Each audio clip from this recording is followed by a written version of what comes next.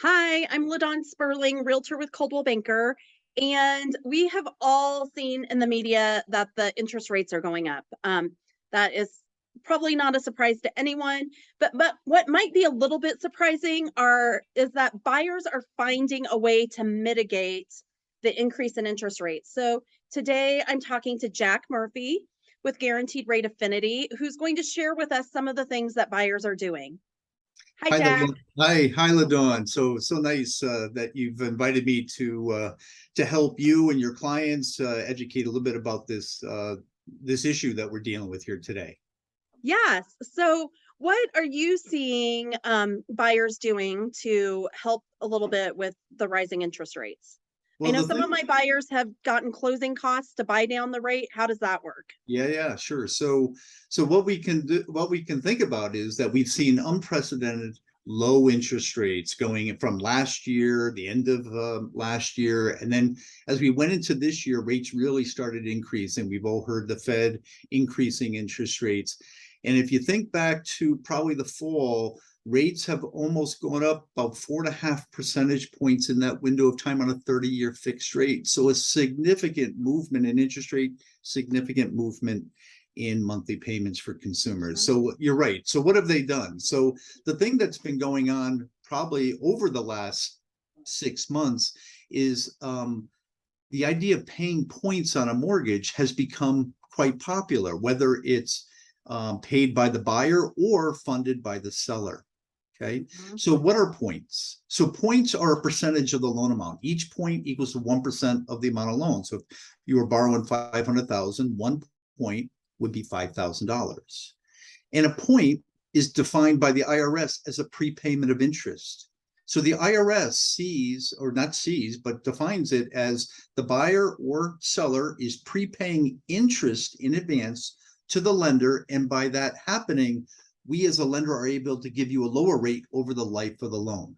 So it's not a fee so because it's interest, it's deductible. It's 100% deductible. So people can pay 1 point, 1.5, 2 points, and there's a correspondent reduction in rate based on the number of points. And it's consumer option, right? We as a lender don't care. It equates to the same to us as a lender, whether someone pays 0 points, 1 point, 2 points, and gets a different interest rate. It doesn't matter to us. And there's Okay. economies there to the consumer. So that has become a really big thing. You know, we're actually dating back into like the 80s and 90s of when that was more popular, and then the no point option became really the staple of the mortgage industry, where consumers didn't pay any points. Now it's kind of reared its head again because we're trying to keep the rates low, right, for a Mhm. longer period of time. Okay, so that's a big And thing the today. seller can provide the funding to pay for those points. Correct. So that's a matter of negotiations with Mhm. the purchase and sales agreement, right? So Mhm. you could offer to the seller to pay 1 point or 2 points. Again, we talked about it. It's a percentage of the loan amount, and that's built right into the purchase and sales agreement. Totally permissible with Fannie Mae, Freddie Mac, jumbo financing, FHA, VA, all those different institutions allow for the seller to pay points if it's negotiated in the purchase and sales agreement. Fantastic. Yeah. And our market has shifted enough that it is possible to ask sellers for some of these concessions. So I just want to encourage people, if you've been holding back on looking at homes, it's not the incredibly crazy market it was earlier this year. So it is very possible that we can ask for a seller concession. Right. Exactly. Another thing I wanted to talk to you about, Jack, is your lock and roll program. So this is a way to protect yourself and lock in at a lower rate while you're house shopping. So tell us a little bit about that.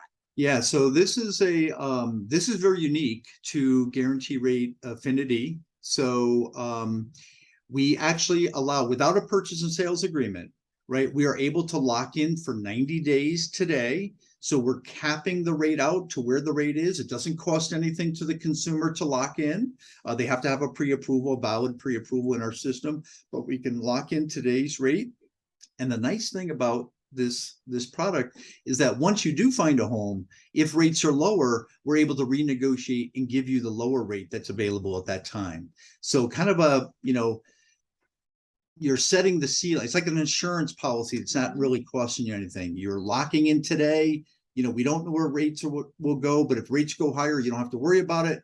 And there's the benefit if rates go lower, you get the benefit there. And it can be done on all Fannie Mae and Freddie Mac type transactions. FHA can be done as well, and can be done on any types of properties, whether it be condos, single family, multifamily, can be owner occupied, and conventional can be second home and investment type transactions.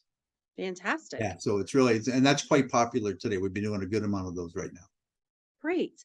Well, thank you so much, Jack, for sharing this. Is there anything else that you just want to share about what you're seeing in the market right now as far as mortgages?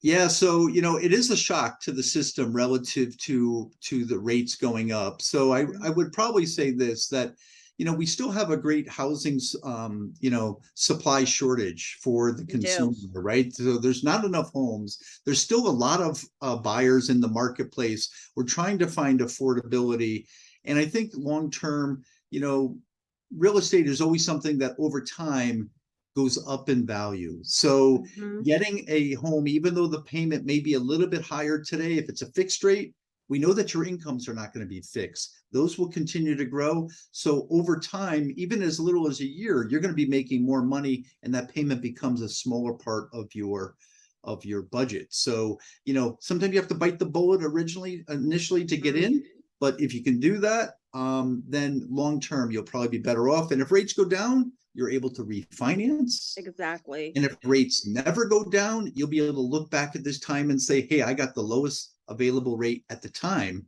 when I bought my home. Exactly.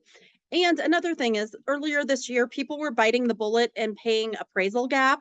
So this is just a very different market. You're no longer paying appraisal gap. So that I see that as a huge plus for buyers.